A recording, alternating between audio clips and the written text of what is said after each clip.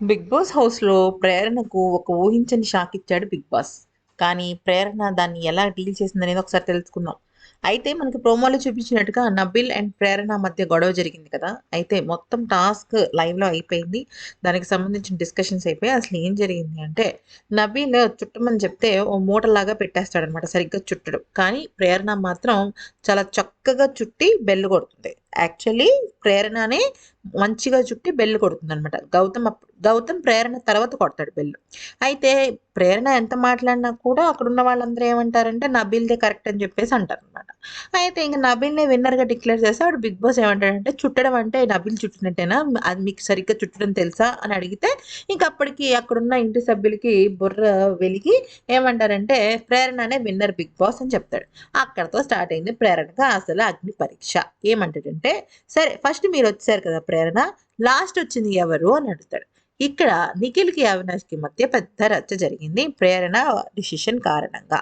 First ప్రేరణ ఏం చెప్తుందంటే Avinash last వచ్చాడని చెప్తుంది. కానీ అక్కడ జరిగింది ఏంటి అంటే నిఖిల్ రాంగ్ కలర్ పెట్టేస్తాడు. ఓకే. రెడ్ తన కలర్ తాడు రెడ్ కాబట్టి రెడ్‌లో పెట్టాల్సింది కాస్త యెల్లోలో పెట్టేస్తాడు. కానీ ఇక్కడ ట్విస్ట్ ఏం జరిగిందంటే అప్పుడున్న సంచాలక్ నబీల్ నిఖిల్‌ని క్యాన్సిల్ చేయకుండా అంటే "నువ్వు తప్పు ఆడావు తమ్ముడు పక్కకెళ్ళి ఆడుకో" అని చెప్పకుండా ఒక పని చేయి మచ్చా నువ్వేం చేస్తావంటే నీ తాడుని తీసేసి నీ దానికి కట్టుకుని మళ్ళీ గంట కొట్టు అన్నాడు. అప్పుడు నిఖిల్ ఏమనుకున్నాడు సంచాలకే చెప్పాడు కాబట్టి నాకు ప్రాబ్లం లేదు అని చెప్పేసి అలాగే చేసి కట్టాడు. అప్పటికి కూడా అవినాష్ రాలేదు. First point. Second point Avinash rule బుక్‌లో ఉన్న ఒక రూల్‌ని బ్రేక్ చేశాడు. అదేంటి అంటే చేతులతో వాళ్ళకి కట్టిన తాడుని విప్పకూడదు. కానీ అవినాష్ విప్పేసేసి ఒక 5, 10 నిమిషాల పాటు ఆటను పాజ్ చేసేసాడు. ఎందుకు? ఇంక లాస్ట్ వచ్చాడు కాబట్టి. ఎందుకంటే ఒకవేళ అవినాష్ మిస్ అయితే విష్ణు ముందు నిఖిల్ ఇలా ఈ ఆర్డర్‌లో ఉందన్నమాట. నిఖిల్ తర్వాత విష్ణు తర్వాత అవినాష్ అన్నట్టుగా అన్నమాట. అందుకని ఇప్పుడు ప్రేరణ ఏం చేసిందంటే లాస్ట్ కట్టింది కన్సిడరేషన్‌లోకి తీసుకొని అవినాష్ అని చెప్పింది. కానీ అక్కడ నిఖిల్ ఏమన్నాడంటే అక్కడ అవినాష్ గొడవ పెట్టాడు. అలా కాదు తను తప్పు కలర్ కట్టినప్పుడే అది ఫౌల్ గేమ్ కదా! మళ్ళీ నువ్వు కన్సిడర్ చేస్తావు అంటే అప్పుడు ప్రేరణ ఏమంటుందంటే నే నేను సంచాలకుగా ఉన్నప్పుడు తన తనది కరెక్ట్ గానే ఉంది. Okay. And at the same time ఒకవేళ గనక నిజంగా నబిల్ గనక సంచాలక్‌గా తను కరెక్ట్ డెసిషన్ తీసుకునేటట్టయితే నిఖిల్‌ని ఫౌల్ చేసేయాలి. అలా కాకుండా నిఖిల్‌ని మళ్ళీ గేమ్‌లో ఉంచాడు. రేస్‌లో ఉంచాడు.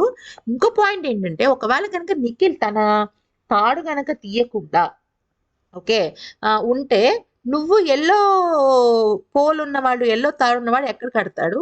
అందుకని మేబీ నబీల్ అలా ఆలోచించి తీసుంటాడు కాబట్టి, నువ్వే లాస్ట్ తీసావు కాబట్టి నిన్నే నేను తీస్తున్నానని అవినాష్ అన్నాడు. కానీ అవినాష్, రోహిణి వాళ్ళందరూ పాయింట్స్ చెప్తే మధ్యలో ఏమంటుంది? సారీ బిగ్ బాస్ నేను నిఖిల్‌ని తీస్తానంటుంది. నిఖిల్ తిడతాడు. సో నిఖిల్‌ని తిట్టేసరికి ఇంక మళ్ళీ రీకన్‌స్ట్రక్షన్ చేసుకొని Avinash final decision Bigg Boss అవినాష్‌ని నేను తీసేస్తున్నానని చెప్తాడన్నమాట. యాక్చువల్లీ ఇక్కడ మ్యాటర్ ఏంటంటే తను చూడని ఆటకి తను సంచాలక్ చేయలేదు. కావాలని బిగ్ బాస్ గొడవలు పెట్టడానికి ఇదంతా చేశాడు. నిజానికి నిఖిల్‌నే తను తీసేయాలి లాస్ట్ అని. ఎందుకంటే తన కలర్ దగ్గరే తప్పుడుగా ఇది చేశాడు కాబట్టి. కానీ అక్కడ ఏమైంది?